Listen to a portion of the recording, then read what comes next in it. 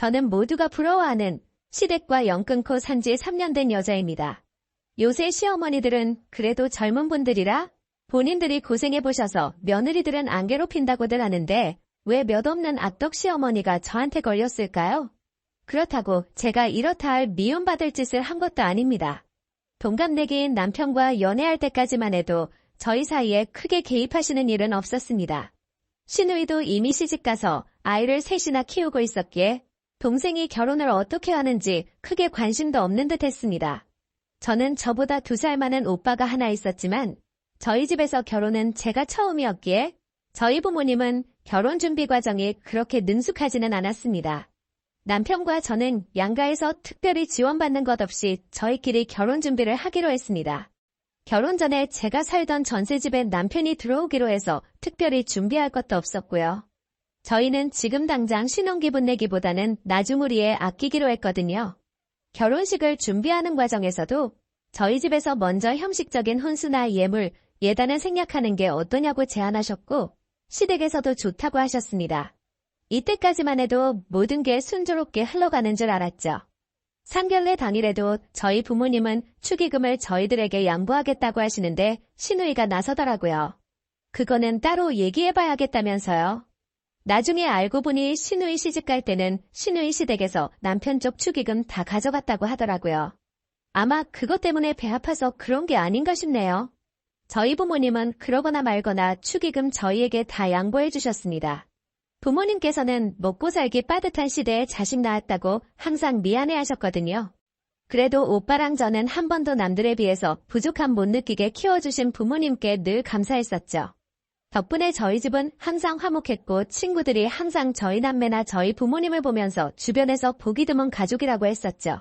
그에 비해 시댁은 조금 달랐습니다. 시댁을 물론 자주 본 건 아니었지만 시아버지는 늘 모든 가족들과 그냥 대면대면하셨습니다. 남편도 마찬가지였고요. 시누이랑 시어머니만 사이가 되게 좋아 보이더라고요. 근데 뭐 제가 시댁 식구들하고 결혼한 것도 아니고 만나봐야 명절 정도 아니겠나 싶었죠. 근데 식 올린 직후부터였을 거예요.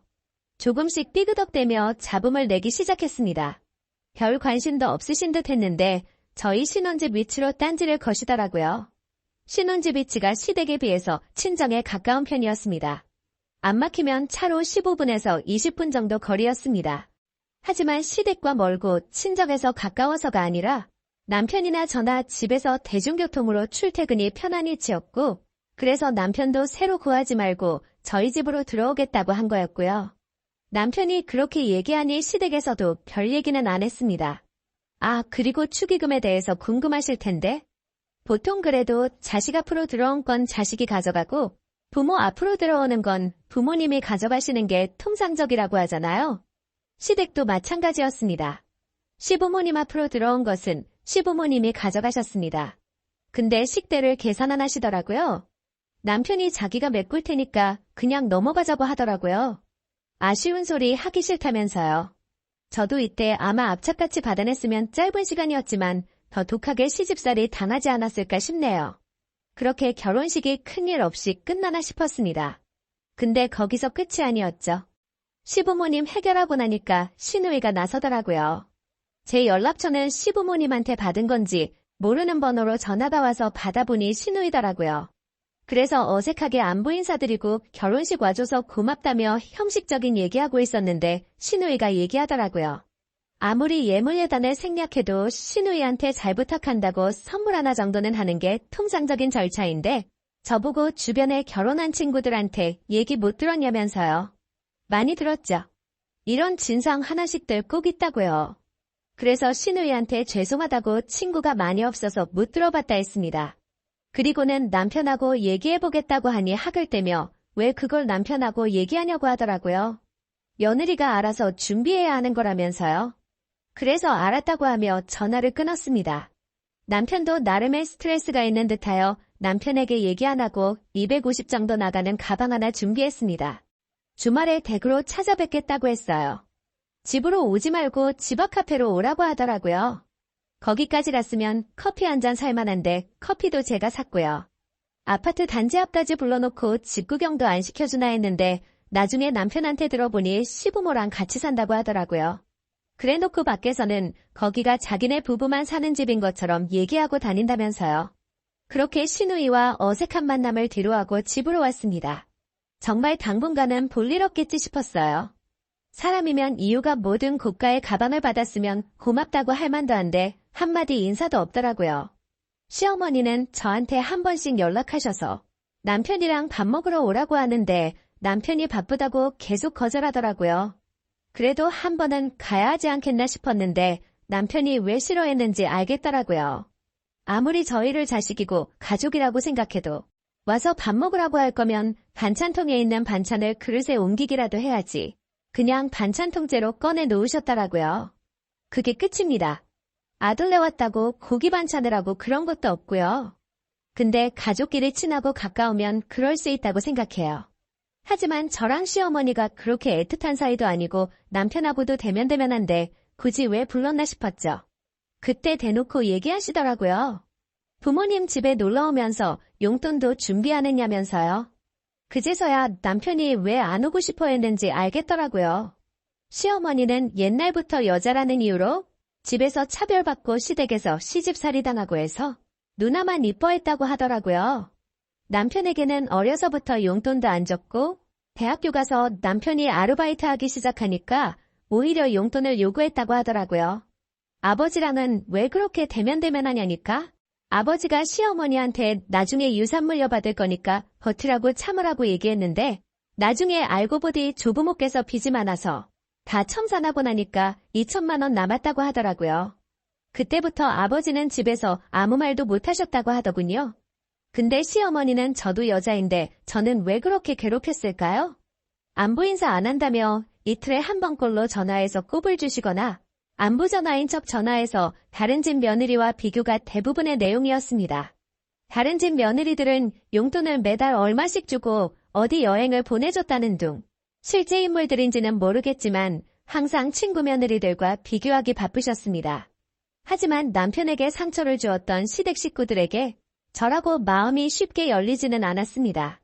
그렇게 제가 두 사람 손에 쉽게 놀아나지 않자 두 사람이 제대로 저를 괴롭히려고 작정을 했었죠. 보통은 주말에 남편과 같이 시간을 보내는데 그날만 남편이 잔업 때문에 오전에 잠깐 일을 보고 오겠다면서 출근을 했었죠. 정말 재수도 없는 게 하필 그때 시어머니한테 전화가 왔습니다. 받기는 싫어도 어쨌든 며느리가 받아서 형식적인 대답이라도 해야 했죠. 시어머니는 주말인데 뭐하냐고 물으시더라고요. 집에서 혼자 쉬고 있다고 하니 별일 없으면 집에 와서 계산을 가져가라고 하시는 거예요. 남편이 좋아하는 거라면서요. 사실 남편이 게장을 좋아하는 건 알고 있었지만 만들 줄도 모르고 먹기도 번거로워서 데이트할 때 가끔 밖에서 사 먹은 게 전부였거든요. 그래서 저는 시어머니가 드디어 남편에게 미안함을 느끼신 건가 했는데 아니었습니다. 시댁에 도착해서 보니 시판하는 게장을 샀는데 자기는 비려서 못 먹겠다며 가져가라고 하신 거였죠. 그게 다였으면 그냥 집에 가서 버리면 되는데 너무 말도 안 되는 우연이 거기서 펼쳐지더라고요. 시누이랑 시어머니가 때마침 김장하려고 하는데 어차피 저도 집에서 쉬고 있지 않았냐며 도와달라고 하더라고요.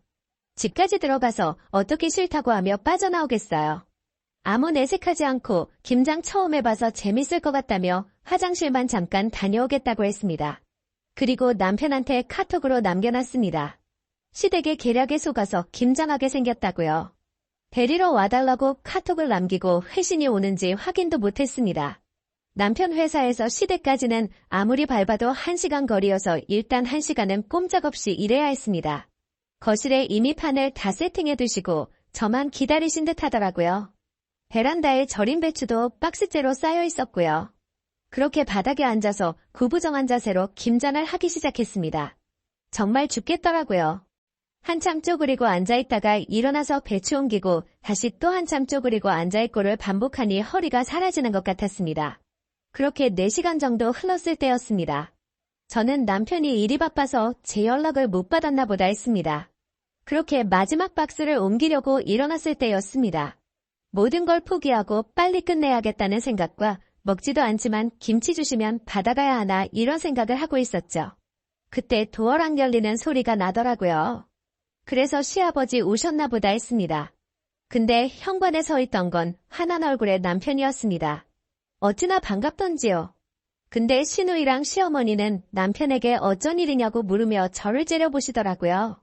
남편이 갑자기 외투품에서 뭘 꺼내더니 작업 다 해놓은 김치에다가 들이붓더라고요. 하루 종일 김치 양념 옆에 있어서 코가 마비되는 것 같았지만 남편이 들이부은 액체는 정확하게 뭔지 알았습니다. 냄새도 그렇고 색깔도 그렇고 아마 트렁크에서 워셔액을 꺼내온 듯 했어요. 남편이 그렇게까지 화가 난 건 처음 본 것 같아요. 정말 바늘로 찌르면 김이 날 것 같았습니다. 언제부터 아들 대접해주고 며느리 대접해줬다고 애 불러서 괴롭히냐며 따지더라고요. 그러면서 남편이 제 팔을 잡아 끌고 나왔습니다. 그리고서 다시 들어가서 시누이한테 한마디 하더라고요. 저한테 비싼 명품 가방 받았으면 중간에서 완충은 못해줄 망정. 엄마랑 쿵짝쿵짝 하는 게 사람이냐고요. 그리고 현관문을 부술듯이 닫고 나왔습니다. 시어머니는 시누이가 혼자 가방 받은 걸 몰랐는지 자기들끼리 큰 소리를 내더라고요. 그렇게 그쪽에도 분열이 생긴 듯 했습니다. 시누이랑 시어머니랑 번갈아 가면서 저희한테 연락 오는데 남편이 받지 말라고 하더라고요. 4시간 정도 고생하긴 했지만 덕분에 앞으로 시집살이는 없을 듯하네요. 충분히 투자할 만한 시간이었습니다. 남편에게 그래도 한 번씩 찾아뵙기라도 해야 하는 거 아니냐고 물어봤는데 남편은 아주 단호하더라고요. 그동안 자기가 용돈 들인 게 부모님한테 받은 것보다 훨씬 많다며 본인은 할 도리 다 했다고요. 이제 자기 가족은 나밖에 없다며 절 건드린 순간 저랑 외절할 거 각오했어야 했다고 하네요. 얼마나 든든하던지요. 친정부모님께 말씀드렸더니 친정부모님도 부모와 연 끄는 건 아쉬워하셨지만 절 그렇게 위해주는 모습에 저희 신랑 더 좋게 봐주셨고요. 내가 시집살이를 당하고 안 당하고는 중간에서 남편 역할이 정말 막대한 것 같더라고요. 아직 결혼 안 하신 분들은 시댁보다 내 편 잘 들어주는 꼭 그런 남자 만나시길 바랍니다.